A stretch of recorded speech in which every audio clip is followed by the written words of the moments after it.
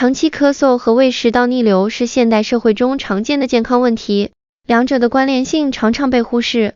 但实际上，胃食道逆流可能是导致持续咳嗽的主要原因之一。本文将深入探讨这两种病症的特点、可能的相互关联性以及诊断和治疗方法。医师指出，当胃酸逆流进入食道，甚至流至咽喉或气道时，可能会引发持续性咳嗽。资深医药记者蒋志伟表示，长期咳嗽也称为慢性咳嗽，背后可能有多种原因，最严重的可能是癌症。不过，最常见的原因通常是气喘、过敏性鼻炎或胃食道逆流。值得注意的是，咳嗽是一种人体自然的防御机制。当喉咙有异物、脏东西或受到细菌、病毒感染时，人体会自然反应将气咳出来。一般来说，几声咳嗽就能将异物排出，但如果咳嗽时间延长，就需要考虑是否由其他疾病引起。台北荣总副院长李伟强教授提到，胃和食道交界处如果胃酸过多，可能会向上逆流，尤其是夜间咳嗽，可能与晚餐时间过晚有关。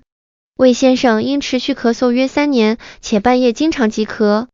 导致非常不适。由于工作关系，他经常晚回家、晚进食，吃完饭后立即休息。经多位医师检查后，最终由胃肠科医师诊断出他的咳嗽是由胃食道逆流引起的。魏先生回忆，当时我不断咳嗽，甚至怀疑是否因职业病吸入粉笔灰导致咳嗽，但后来发现咳嗽通常在吃完饭或半夜突然恶化，而且咳完后喉咙会感到酸。李伟强教授解释，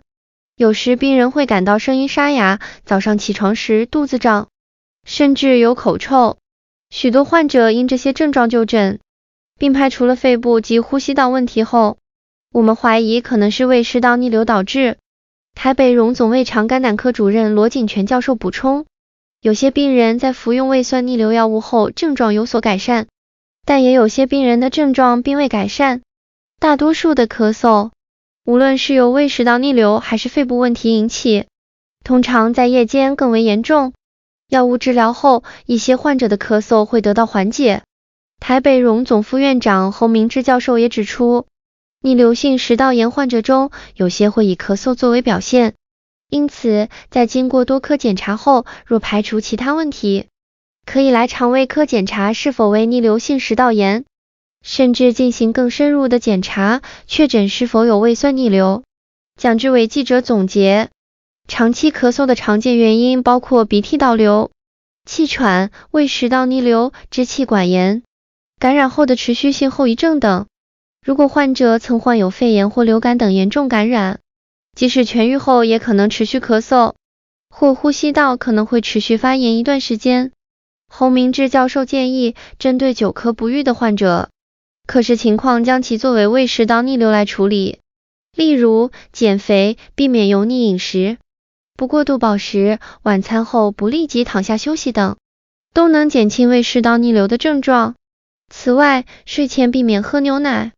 因为牛奶会刺激胃酸分泌，可能导致胃酸过多。李伟强教授再次提醒，当我们躺下休息时，胃酸更容易逆流。如果逆流至胸口会感到闷，但如果流至喉咙，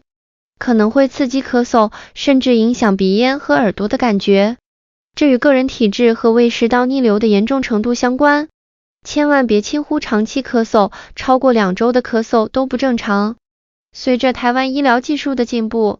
不论是癌症、气喘、过敏性鼻炎或胃食道逆流引起的咳嗽，都能通过检查找到根本原因。民众若出现长期咳嗽症状，应尽早就医，以免延误治疗导致病情恶化。